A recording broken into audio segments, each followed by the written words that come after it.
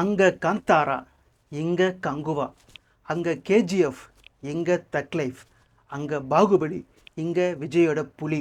இது மாதிரி மற்ற லாங்குவேஜ்லாம் பார்த்தீங்கன்னா பெரிய பெரிய படங்களை வந்து அப்பப்போ வந்து செம்மையாக வசூலில் களை கட்டுது, இந்தியா ஃபுல்லாக பெரிய அளவில் ஹிட் ஆகுது. ஆனால் நம்ம தமிழ் சினிமாவில் மட்டும் பார்த்தீங்கன்னா ஒரு 100 கோடிக்கே படங்கள் முக்குது, ரொம்ப ரொம்ப முக்குது. அதுவும் பெரிய படங்களை பார்த்தீங்கன்னா வந்த 2 நாளே படத்தை காலி பண்ணுற அளவுக்கு பார்த்தீங்கன்னா இங்கே வந்து ஒரு பெரிய அஜெண்டாவே நடக்குது. தமிழ் சினிமாவில் மட்டும் எதற்காக இந்த பிரச்சனை? நம்ம தமிழ் சினிமாவில் வந்து அந்த ஒரு பெரிய வசூல் நடக்கவே நடக்காதா? அதாவது ஒரு 1000 கோடி வசூல் அப்படின்றது நடக்கவே நடக்காதா அப்படின்னு கேட்டிங்கன்னா அதற்கு சில பதில்கள் இருக்குங்க. அந்த பதில்கள் தான் பார்த்தீங்கன்னா நம்ம வந்து ஒவ்வொன்றா பார்க்க போகிறோம், ஓகேங்களா? தமிழ் சினிமாவில் பார்த்தீங்கன்னா இந்திய சினிமாவிலேயே தமிழ் சினிமாவில் தான் அதிக ரசிகர்கள் கொண்ட நடிகர்கள் இருக்கிறாங்க. அதாவது வெறித்தனமான அதிக ஃபேன்ஸ், அந்த அந்த ஒரு ஃபேன் பேஸ் கொண்ட நடிகர்கள் வந்து தமிழ் சினிமாவில் தான் அதிக பேர் இருக்கிறாங்க. அப்படி இருந்தும் தமிழ் சினிமாவில் ஒரு 1000 கோடி அப்படின்றது எதுக்காக இது வரைக்கும் கனவாக இருக்குது அப்படின்னு கேட்டிங்கன்னா அதற்கு ஃபஸ்ட்டு ரீசன் வந்து ஃபேன்ஸ் ஃபைட். ஃபேன்ஸ் ஃபைட் எப்படி சொல்கிறேன் அப்படின்னு கேட்டிங்கன்னா, இப்போது ஒரு அஜித் படம் வருதுன்னா அந்த படத்தை ஃபஸ்ட்டு ஷோலேருந்து இறங்கி அடிப்பாங்க விஜய் ஃபேன்ஸ். விஜய் படம் வருதுன்னா ஃபஸ்ட்டு ஷோலேருந்து இறங்கி அடிப்பாங்க அஜித் ஃபேன்ஸ். ரஜினி படம் வருதுன்னா இப்போ விஜய் ஃபேன்ஸு சேர்ந்து அடிக்க ஆரம்பிச்சிருக்காங்க. ஸோ இது மாதிரி வந்து அந்த ஹீரோக்களுக்குள்ளே இருக்கிற போட்டியில் பார்த்தீங்கன்னா அந்த ஹீரோ ஃபேன்ஸுகள் வந்து ஒரு படத்தை எப்படி காலி பண்ணலாம், எப்படி ட்ரோல் பண்ணலாம் அப்படின்ற மாதிரி படம் வந்து முதல் நாள்லேருந்து அந்த வேலையை ஆரம்பிக்கிறாங்க. இந்த வேலை வந்து மற்ற எந்த இண்டஸ்ட்ரியிலும் கிடையாதுங்க. அதாவது இப்போ வந்து ஒரு தெலுங்கில் பார்த்தீங்கன்னா நம்ம தமிழ் சினிமாவுக்கு ஈக்குவலான ஃபேன் பேஸ் உள்ள ஹீரோ வந்து அதிகம் இருக்கிற இடம் வந்து தெலுங்கு சினிமா. அங்கேயும் வந்து ஃபேன் ஃபைஸ் அந்த அந்த அந்த ஒரு ஃபேன்ஸ் ஃபைட் இருக்குது. ஆனால் அங்கே வந்து இது மாதிரி அந்த படம் ஒரு பெரிய படம் வருதுன்னா அந்த படத்தை வந்து ஃபஸ்ட்டு ஷோலே அடிக்கிற மாதிரி ஃபேன்ஸ் ஃபைட்டு அங்கே கிடையாது. இங்கே தான் பார்த்தீங்கன்னா ஃபஸ்ட்டு ஷோலேருந்து அந்த அளவுக்கு அந்த படத்தை வந்து நாஸ்தி பண்ணுற அளவுக்கு அந்த படத்தை சொல்ல போனால் நெட்டில் ரிலீஸ் பண்ணுற அளவுக்கு வந்து இங்கே வந்து ஃபேன் பேஸ் வந்து அவ்வளோ வன்மத்தோடு சுற்றிட்டு இருக்கானுங்க. அந்த ஃபேன்ஸ் ஃபைட்டே பார்த்தீங்கன்னா அந்த படத்துக்கு இருக்கிற அந்த ஒரு பாசிட்டிவான வைபையும் ஃபுல்லாக கெடுத்து விட்டு ஒரு ட்ரோல் மயமாக மாற்றி விட்டுடுது. ஸோ அது வந்து ரீசெண்டாக நீங்கள் வந்து கூலி படத்துக்கே பார்த்துருப்பீங்க. இது வந்து இந்த தமிழ் சினிமாவில் ஒரு பெரிய சாபக்கேடாக இருக்குது. ஃபேன்ஸ் ஃபைட் வந்து பெரிய பெரிய காரணமாக இருக்குது. அதுக்கப்புறம் என்ன காரணம் அப்படின்னு கேட்டிங்கன்னா பட்ஜெட். இங்கே தமிழ் சினிமாவில் ஒரு படத்துக்கு செலவு பண்ணுற பட்ஜெட் இருக்குல்ல, அந்த பட்ஜெட் பார்த்தீங்கன்னா ஒரு 400 கோடி அப்படின்னு வச்சுக்கலாம். அந்த 400 கோடியில் வந்து ஹீரோவுக்கு சம்பளம் மட்டுமே பார்த்தீங்கன்னா சுமார் 200 கோடி போயிடுது. அதுக்கப்புறம் மியூசிக் டைரக்டர் இருக்காங்க, ஹீரோயின் இருக்கிறாங்க, மற்ற ஆர்டிஸ்ட் இருக்கிறாங்க, மற்ற டெக்னீஷியன்ஸ் இருக்காங்க. ஸோ இவங்க சம்பளம்லாம் சேர்த்து பார்த்தீங்கன்னா 400 கோடி பட்ஜெட் படத்துக்கு 300 கோடி சம்பளத்திலே போயிடுது. மீதி 100 கோடியில் தான் அந்த டைரக்டர் அந்த படத்தை எடுக்க வேண்டியதாக இருக்குது. அவருக்கு வந்து ஒரு பெரிய அளவு கனவு இருக்கும், இந்த படத்தை இப்போ எடுக்கலாம் அப்படின்ற மாதிரி கனவு இருக்கும். ஆனால் அது எடுக்கிறதுக்கு பணம் இருக்காது. பேர் பார்த்தீங்கன்னா 400 கோடி பட்ஜெட், ஆனால் சம்பளத்திலே 300 கோடி போயிடுது. இப்போ ரீசெண்டாக பார்த்தீங்கன்னா ரிஷப் ஷெட்டி வந்து ஒரு இன்டர்வியூ சொல்லிருப்பாரு, நம்ம காந்தாரா இடத்துல அவர் சொல்லிருப்பாரு என்னன்னா, நான் காந்தாரா 1 வந்து எடுக்கும்போது அந்த படத்துக்கு செலவு பண்ண தொகை வந்து 16 கோடி. அதாவது என்னுடைய வாழ்க்கையிலேயே இந்த படம் தான் வந்து அதிக பட்ஜெட்டு. நான் பாருங்கள் 16 கோடி. அந்த பட்ஜெட்டில் எடுக்கப்பட்ட படம் தான் காந்தாரா. அந்த படம் வந்து ஒரு 30 கோடி கலெக்ட் பண்ணால் போதும், ஏன்னா வந்து நஷ்டம் வரக்கூடாது, ஏன்னா அதிக பட்ஜெட் வந்து என் லைஃப்பில் போட்டிருக்கிறேன் அப்படின்றதால, அந்த என்னை நம்பி வந்து ஒரு ப்ரொடியூசர் கொடுத்துருக்காங்க அப்படின்றதால ஒரு 30 கோடி வந்துச்சுன்னா போதும், அவங்க தப்பிச்சுடுவாங்க அப்படின்னு நினச்சிட்டு இருந்தேன். ஆனால் அந்த படம் பார்த்தீங்கன்னா 400 கோடி வசூல் பண்ணுச்சு அப்படின்ற மாதிரி ரிஷப் ஷெட்டி சொல்லியிருந்தாரு. நல்லா நினச்சி பாருங்கள், 16 கோடியில் எடுக்கப்பட்ட ஒரு படம் வந்து 400 கோடி வசூல் பண்ணிச்சுன்னா அதுதான் உண்மையான வெற்றி, ஓகேங்களா? ஸோ அதனால தான் பார்த்தீங்கன்னா அடுத்த படமான காந்தாரா இப்போ வந்து ரீசெண்டாக வந்துச்சுல்ல, இந்த படத்துக்கு 170 கோடி பட்ஜெட் போட்டிருக்காங்க. இந்த 170 கோடியில் 70 கோடிக்குள்ளே தான் அந்த ஆர்டிஸ்ட்டு மொத்த சம்பளமும் அடங்கியிருக்குன்னு சொல்கிறாங்க. மீதி 100 கோடி வந்து விஎஃப்எக்ஸ் ஒர்க்கு, ஓகேங்களா?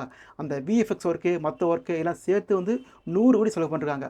ஒரு 70 கோடிக்குள்ளே தான், ஒரு 70 கோடிக்குள்ளே தான் சேலரியே போயிருக்குது மொத்த ஆர்டிஸ்ட்டுக்கும். அப்போ நினச்சி பாருங்கள், அந்த மற்ற லாங்குவேஜில் வந்து ஒரு படம் எடுக்கிறதுக்கு வந்து அந்த ஹீரோக்கள் சம்பளத்தை எவ்வளோ குறைச்சிக்கிட்டு அந்த ப்ரொடக்ஷன் வேல்யூவுக்கு அந்த பட்ஜெட்டை வந்து மேக்கிங்கில் காட்டுறாங்க. அதனால தான் பார்த்தீங்கன்னா அந்த படங்கள் வந்து அவ்வளோ பிரமாண்டமாக இருக்குது. கங்குவா பாருங்கள், கங்குவா படத்துக்கும் காந்தாராக்கும் பாருங்களாம். கங்குவா படம் வந்து மேக்கிங் சில இடத்துல சூப்பராக இருக்கும், ஆனால் ரொம்ப இடத்துல பார்த்தீங்கன்னா ரொம்ப பொம்மை மாதிரி இருக்கும். ஆனால் அங்கே பாருங்கள் ரியாலிட்டிக்கு அந்த ஒரு புலி வறந்த அந்த புலி நடந்து வர சீன் இருக்குல்ல காந்தாரா படத்தில், அதெல்லாம் பார்த்தீங்கன்னா ரியலாக புலி மாதிரி இருக்குது. ஆனால் ஃபுல் அண்ட் ஃபுல் விஎஃப்எக்ஸ் இருக்குது.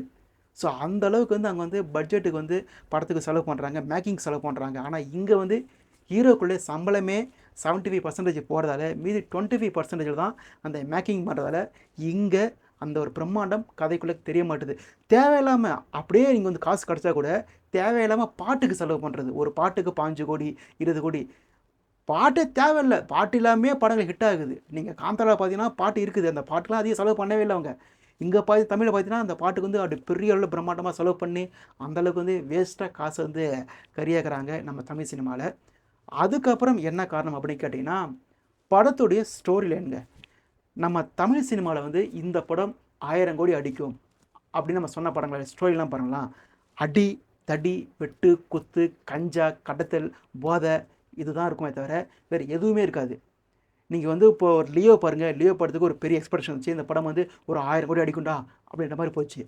ஆனா அந்த படத்துக்கு பாருங்க ஸ்டோரி பாருங்க ஃபுல்லா கஞ்சா, கடத்தலு, போதை, சரக்கு, அடி, தடி தான். அடுத்து கூலி. இந்த படத்துல பாருங்க அடி, தடி, வெட்டு, குத்து, கடத்தல் இப்படி தான் போயிட்டு இருக்குது. ஸோ இது மாரி ஸ்டோரி லைன் பார்த்தீங்கன்னா, யங்ஸ்டர்ஸ்க்கு பிடிக்கும்.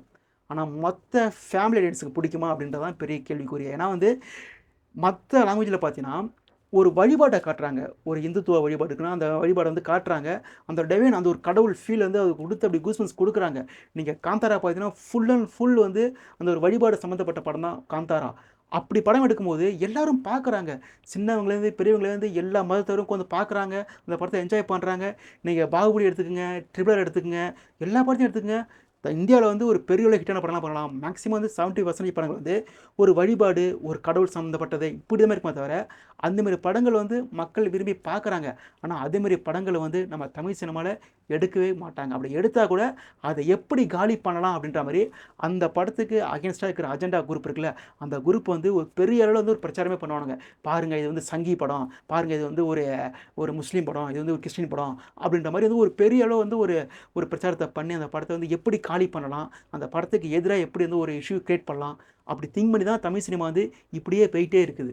இங்க ஃபுல் அண்ட் ஃபுல் வந்து அடி, தடி, வெட்டு, குத்து, போதை இதை விட்டா வேற ஸ்டோரியே கிடையாதா? அந்த ரேஞ்சுக்கு தான் நம்ம தமிழ் சினிமால வந்து பெரிய படங்கள் வருது.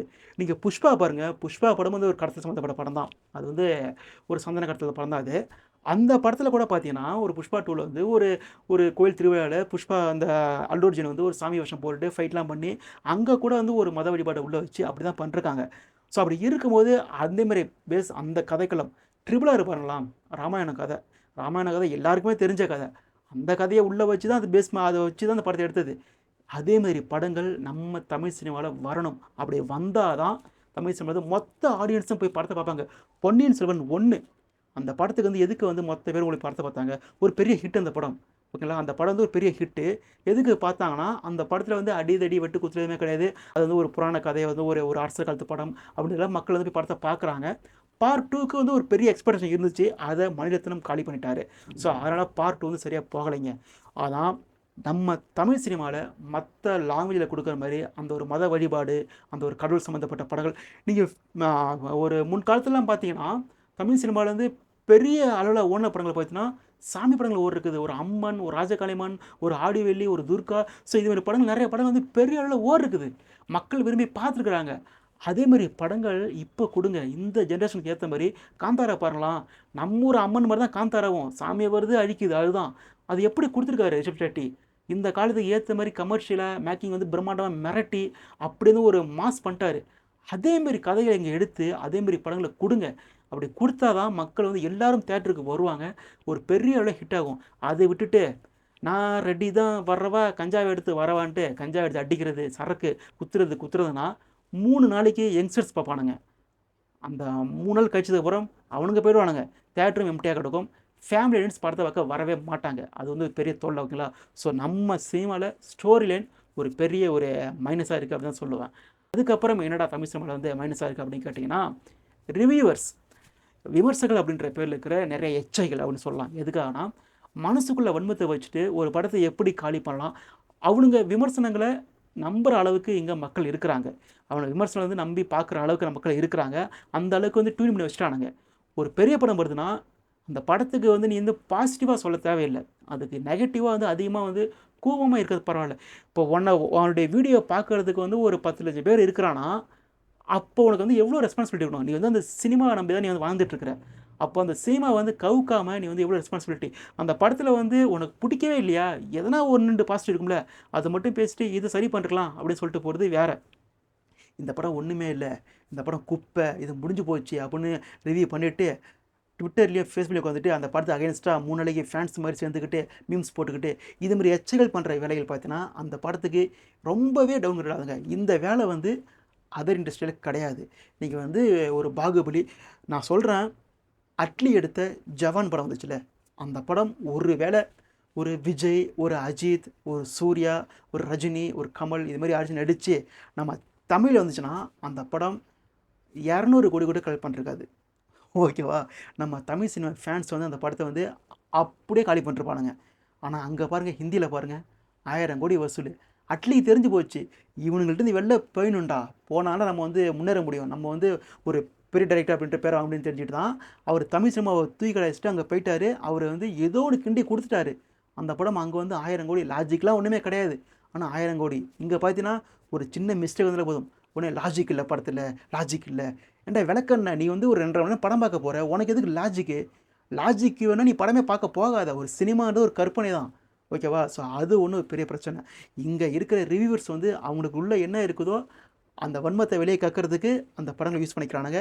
அது மற்ற இண்டஸ்ட்ரியில் கிடையாதுங்க. நீங்கள் வந்து மற்ற இண்டஸ்ட்ரியில் பார்த்தீங்கன்னா இதுமாரி வந்து ஃபேக்காக ரிவ்யூ பண்ணுறது, ஒரு படத்துக்கு அகைன்ஸ்டாக உட்காந்து வேலை பார்க்குறது, அந்த அஜெண்டா கிரியேட் பண்ணுறது, இதெல்லாம் மற்ற இண்டஸ்ட்ரியில் கிடையாது. அதனால தான் அந்த படங்கள்லாம் பெரிய அளவில் ஹிட் ஆகுது. அங்கேயும் மொக்க படங்கள் ஃப்ளாப் ஆகுது. ஆனால் ஒரு படம் கிளிக் ஆகிடுச்சுன்னா அது வந்து பெரிய அளவில் ஹிட் ஆகிடுது. அதேமாதிரி இங்கே வந்து கிளிக்காக விடவே மாட்டானுங்க நம்ம தமிழ் சினிமாவில் இருக்கிற ரிவ்யூவர்ஸ். ஓகேங்களா? அதுக்கப்புறம் ஜாதி படங்கள்.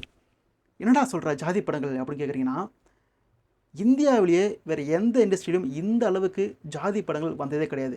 ஜாதி படங்கள் கொடுங்க, நீங்கள் வந்து ஜாதி சம்மந்தப்பட்ட படங்கள் கொடுங்க. உங்களுடைய சமூகத்தை பற்றி பேசுகிறீங்க, அந்த சமூகம் வந்து இந்த அளவுக்கு இருந்துச்சுன்னு காட்டுறீங்க, எல்லாமே ஓகே தான்.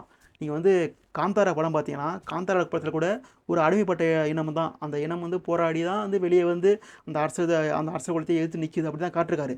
ஆனால் காட்டின விதம் இருக்குல்ல, அதுதான் காந்தாராவில் வந்து இதே கதை தான், அடிமைப்பட்ட ஒரு இடத்தோட கதை தான். அந்த கதை எப்படி காட்டினார் அவர், அதில் தான் வந்து மக்கள் பார்க்குறாங்க. இங்கே பார்த்தீங்கன்னா ஜாதி படங்கள் எல்லாமே கொஞ்சம் அழுகிற மாதிரி இருக்குது. ஒரே கதை, ஒரே ஃப்ளாட்டு, அடி வாங்குறது திருப்பி கொடுக்குறது, அடி வாங்குறது திருப்பி கொடுக்குறது. இதை வந்து கொண்டாடுறதுக்கு ஒரு பெரிய குரூப்பே இருக்குது. இந்த படத்துக்கு ஆஸ்கார் கொடுங்க அப்படின்னு கேட்குற அளவுக்கு ஒரு பெரிய குரூப்பே இருக்குது. அதில் விமர்சனம் சுற்றிட்டு இருக்க பல பேர் பார்த்தீங்கன்னா ஒரு ஜாதி படம் வந்துட்டால் போதும், அது என்னெல்லாம் பார்க்குறதில்ல, டைரக்டர் இவரா, சரிடா அந்த படம் வந்து பெரிய படம்டா, இந்த படம் வந்து ஆஸ்கார் கொடுத்துலாம்டா, அந்த ரேஞ்சுக்கு வந்து 100க்கு 100, 100க்கு 90, 5க்கு 5 இந்தளவு ரேட்டிங் கொடுத்துட்டு அந்த ஜாதி படங்கள் மட்டும்தான் தமிழ் சினிமாவில் ஓடும், அந்த ரேஞ்சுக்கு வந்து ஒரு பிம்பத்தை க்ரியேட் பண்ணி வச்சுட்ருக்குறாங்க. இந்த பிம்பம் வந்து தமிழ் சினிமா விட்டு ஒழியணும். நீங்கள் வந்து கொடுங்க, நீங்கள் வந்து மற்ற படங்கள் கொடுங்க. இப்போ வந்து ஒரு ஜாதி படம் எடுக்கிற டைரக்டர் வந்து வேறு எதனா புதுசாக யோசிச்சு, உங்கள்கிட்ட திறமை இருக்குது, ஒரு வந்து ஸ்க்ரீனில் அவ்வளோ சூப்பராக காட்டுறீங்க. நீங்கள் சார்பட்டா பரம்பரை அப்படின்ற படம் வந்துச்சுங்க, ரஞ்சித் படம். ரஞ்சித் வந்து ஜாதியை சம்மந்தப்பட்ட படம் எடுக்கிறதா தான். ஆனால் சார்பட்டா படம் வந்து இந்திய சினிமாலேயே அப்படி ஒரு படத்தை வந்து யாரும் கொடுக்க முடியாது. அந்த அளவுக்கு அந்த படத்தை கொடுத்துருப்பாரு. ஒவ்வொரு சீனும், எந்த சீனும் வந்து ஒதுக்கவே முடியாது, அப்படி இருக்கும் அந்த படம். அந்த படம் தியேட்டரில் வரல, வந்துச்சுன்னா நல்லா ஹிட் ஆகிருக்கும். அப்படி ஒரு திறமை வச்சுக்கிட்டு நீங்கள் என்ன ஒரு படம் கொடுக்கலாம்? மற்ற கதையில் உள்ள புகுந்து ஒரு பெரிய நீங்கள் வந்து உங்களுடைய கருத்துக்களை வந்து காட்டுங்க. எதனா ஒரு சின்ன சின்ன இடத்துல காட்டிட்டு போங்க. ஒரு படத்தையே ஃபுல்லாக அதே மாதிரி எடுத்திங்கன்னா அது வந்து போர் அடிச்சு போச்சு, தெரிஞ்சு போச்சு மக்களுக்கு. இவன் படமா, இவன் இப்படி தான் எடுப்பான், அந்த அளவுக்கு வந்து மக்கள் வந்து மைண்டில் ஃபிக்ஸ் ஆகிக்கிறாங்க. அது வந்து ஒரு பெரிய பிரச்சனையாக இருக்குது. ஸோ தமிழ் சினிமாவில் வந்து இருக்கிற பிரச்சனையோட பெரும் பிரச்சனை வந்து இந்த ஜாதி படங்கள் பெரும் பிரச்சனை ஆகுது. இதை நான் மட்டும் இல்லை, நிறைய பேர் சோஷியல் மீடியா வந்து பகிர்றது இதுதான், நீங்களே பார்த்துருப்பீங்க. ஒருவேளை உங்களுக்கு வந்து ஜாதி படங்கள்லாம் ஓகே தானே சொன்னீங்கன்னா அது உங்கள் விருப்பம், நான் வந்து இது சொல்கிறது இல்லை. பட் இருந்தாலும் தமிழ் சினிமாவுக்கு பிரச்சனைகள் ஒன்றா இந்த ஜாதி படங்கள் இருக்குது. ஓகேங்களா? ஸோ அதுக்கப்புறம் ப்ரொமோஷன்ஸ் அப்படின்னு பார்த்தீங்கன்னா, மற்ற லாங்குவேஜ் படங்கள் வந்து இங்கே ப்ரொமோஷன்ஸ் பண்ணுறாங்க, சென்னைக்கு வராங்க. ஒரு பிரபாஸ், ஒரு என்டிஆர், இவங்களாம் வந்து சென்னையில் வந்து ப்ரமோஷன் பண்ணுறாங்க. ஒரு ராம் சரண்லாம் வந்து இங்கே வந்து பண்ணுறாங்க. ஒரு கேஜிஎஃப் யஷ், அப்புறம் காந்தாரா ரிஷப் ஷெட்டிலாம். ஆனால் நம்ம ஹீரோக்கள் பார்த்தீங்கன்னா பெரிய படங்கள் எடுத்துகிட்டு வெளியவே போகிறது கிடையாது, உள்ளேயே வர்றது கிடையாது. ஒரு கூலி அப்படின்ற படத்துக்கு வந்து பெரிய அளவு ஹைப் கிரியேட் ஆச்சு. லோகேஷ் கனகராஜ், ரஜினிகாந்த், அமீர் கான், அனிருத், உபேந்திரா. ஸோ அந்தளவுக்கு வந்து ஒரு பெரிய ஹைப் கிரியேட் ஆச்சு. ஆனால் அந்த படத்துக்கு ப்ரொமோஷன்ஸ் பார்த்தீங்கன்னா 0.001% தாங்க சன் பிக்சர்ஸ் பண்ண ப்ரொமோஷன்ஸ். நீங்கள் இந்தியா ஃபுல்லாக ஒரு படத்தை ப்ரொமோஷன்ஸ் பண்ணால் தான் அந்த படம் இந்தியா ஃபுல்லாக வருது அப்படின்றத மக்களுக்கு தெரியும். சும்மா தமிழ்நாடு, கர்நாடகா, ஆந்திரா இந்த 3 மட்டும் பிடிச்சிக்கிறது. இந்த 3லேயுமே தான் தமிழ் சினிமாவில் சென்னையில் மட்டும் தான் ப்ரொமோஷன்ஸ்லாம், வேறு எங்கேயுமே கிடையாது.